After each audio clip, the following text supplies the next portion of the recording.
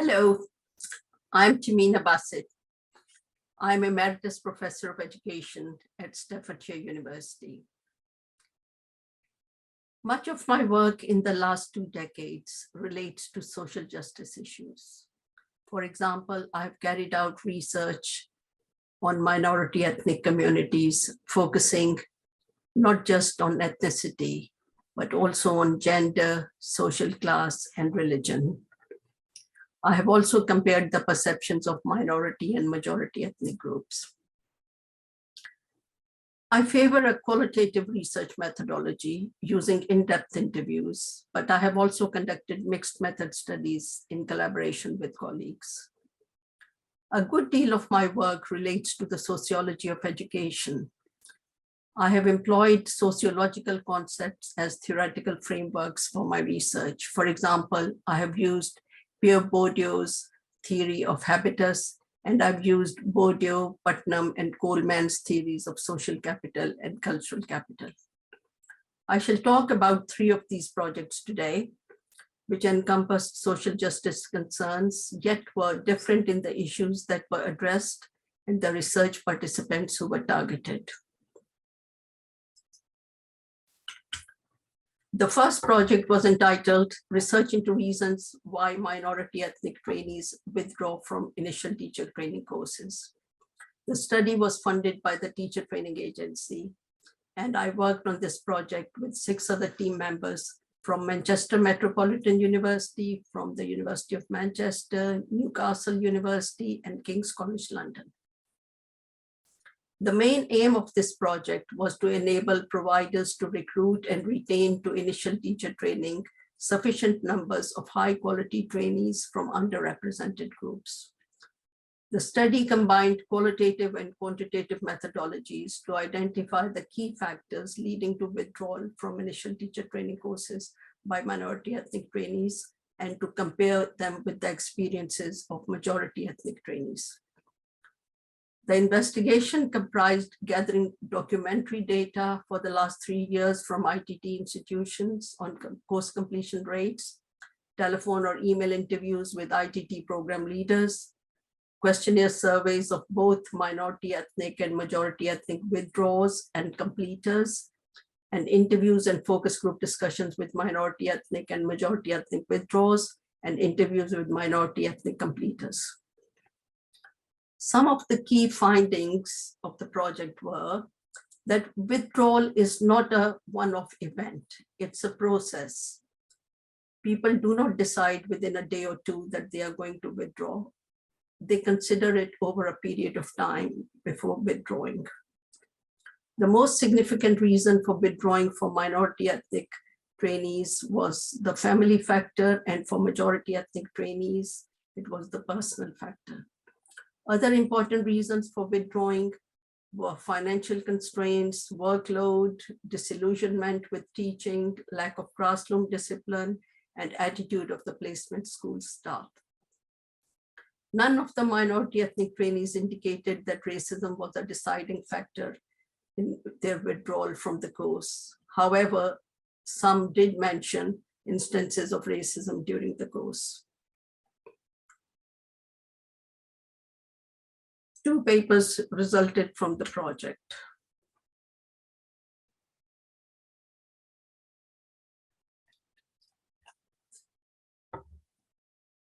The second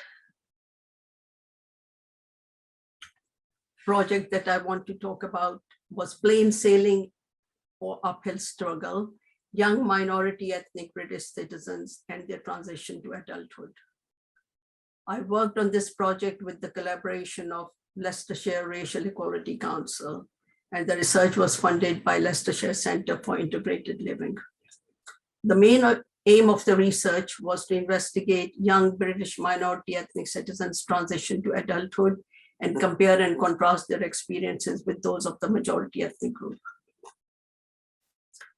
The sample comprised 5 groups of young British citizens aged 14 to 24. We chose equal numbers of young males and females at the final stages of compulsory schooling in years 10 to 11, in further education, in higher education, in employment, and those who were not in education, employment, or training. And the sample also consisted of equal numbers of minority ethnic and majority ethnic young people in each of the groups. Both quantitative and qualitative data were gathered.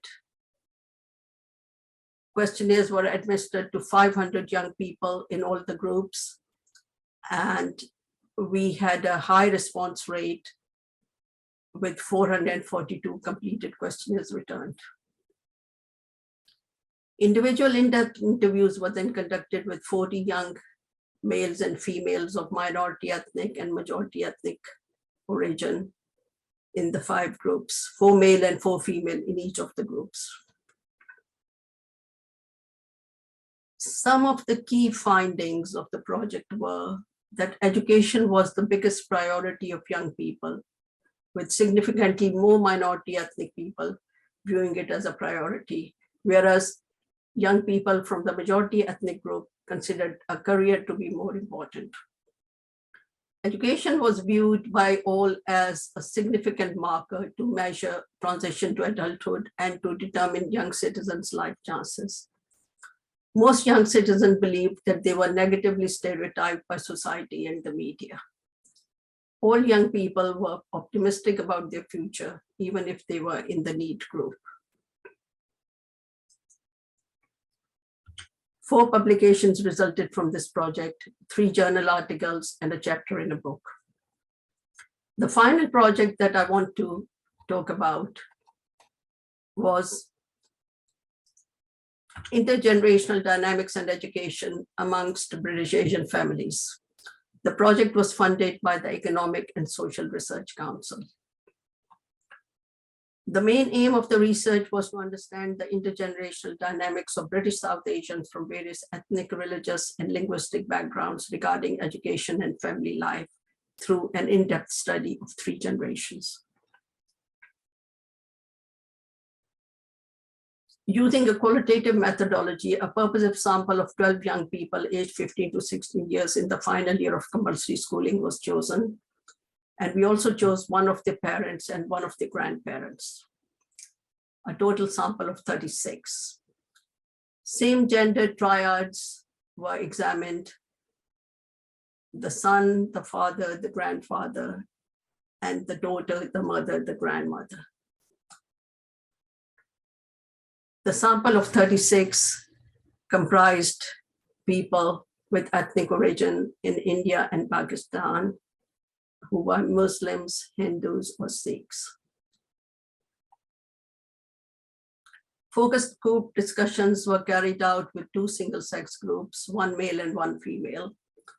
And these were followed by digital ethnography, whereby each young person was given a disposable camera for 1 week to photograph significant people, places, and things that had a positive or negative impact on their education. These images were then digitalized, and the young people were then interviewed individually and further asked to reflect on the digital photographs, which were projected on the screen in succession to help them reflect on their educational experiences. This added value to the study by bringing in an ethnographic aspect, whereby the young people undertook observation and their reflection on it. And I interpreted their observation and their reflection on it further. Subsequently, in-depth interviews were conducted with one of the students' parents and one of the maternal or paternal grandparents of the same gender. I shall now show you some of the images presented by the young people, which can be divided into 3 main groups: positive and inspirational influences, negative influences and scenarios, and both positive and negative stimuli.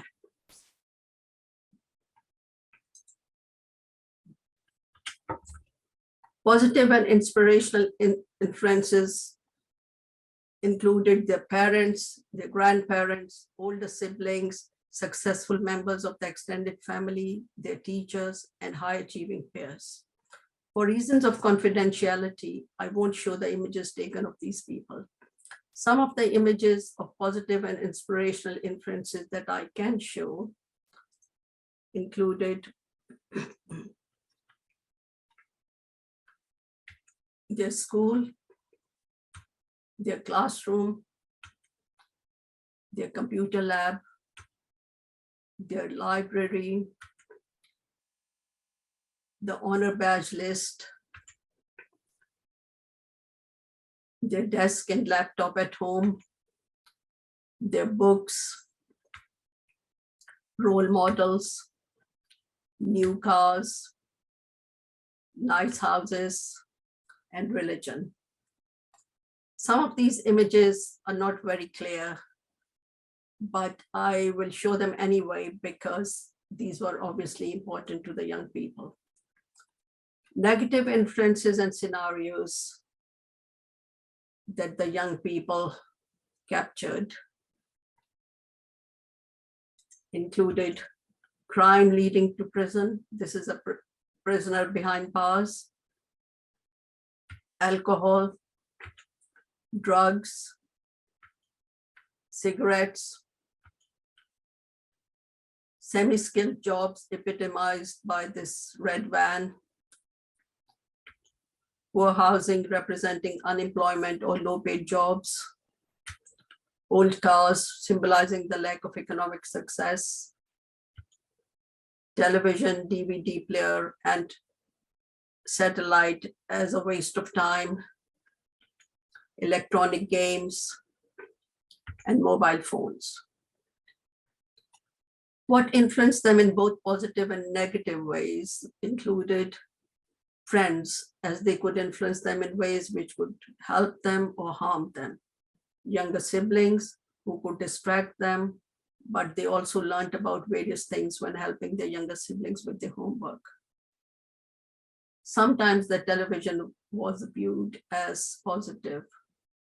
Sometimes the computer, particularly the internet, was viewed as negative. Many of them mentioned forums such as Facebook, which took up a lot of their time to the detriment of study time.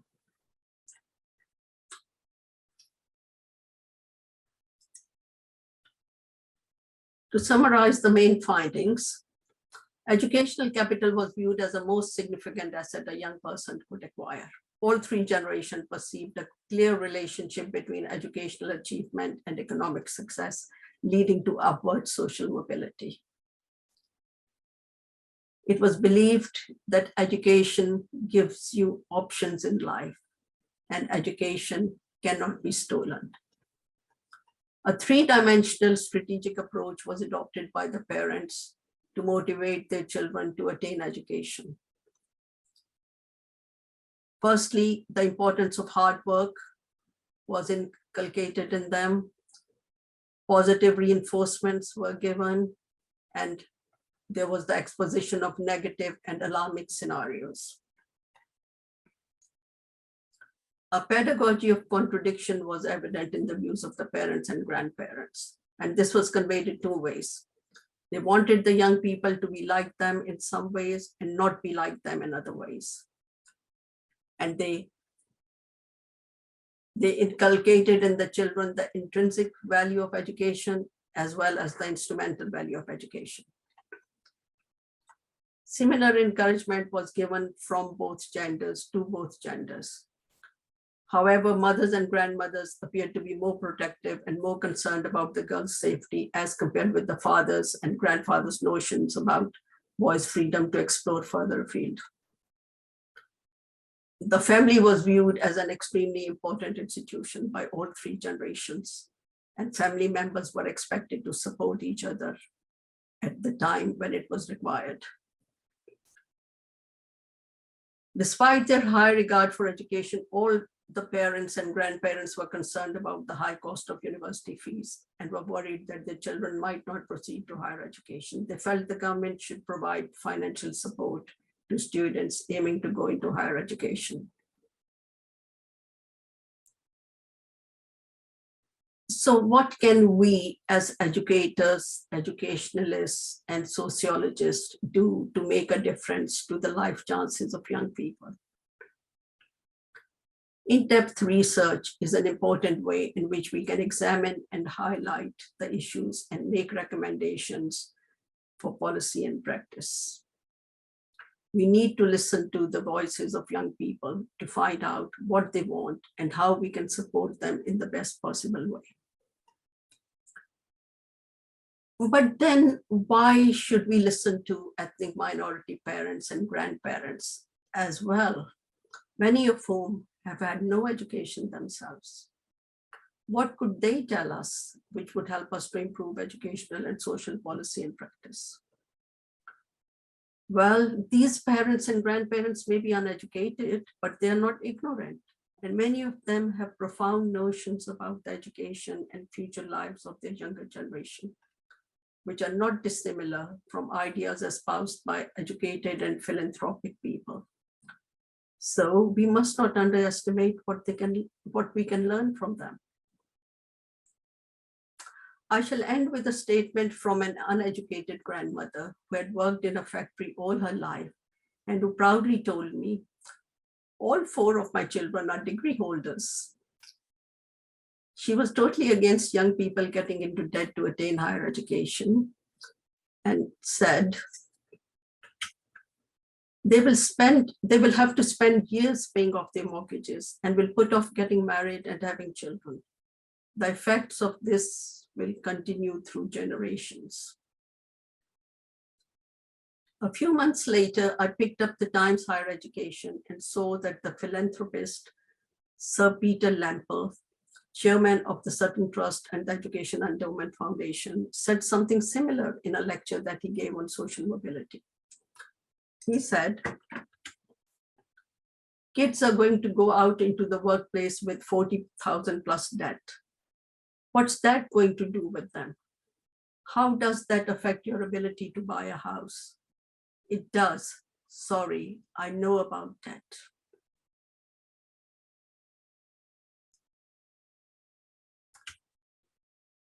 Two papers resulted from this research.